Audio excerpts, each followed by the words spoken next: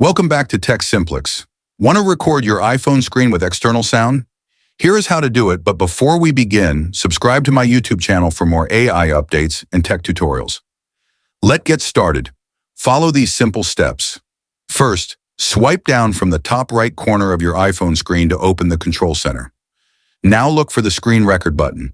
If you don't see it there, at the top left, tap the plus icon, then tap on Add a Control option in the bottom.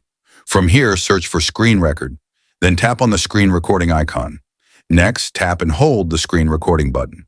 At the bottom, you'll see a microphone icon, which is currently off. Tap on it to turn the microphone on. Once it is on, tap the screen record icon to start recording.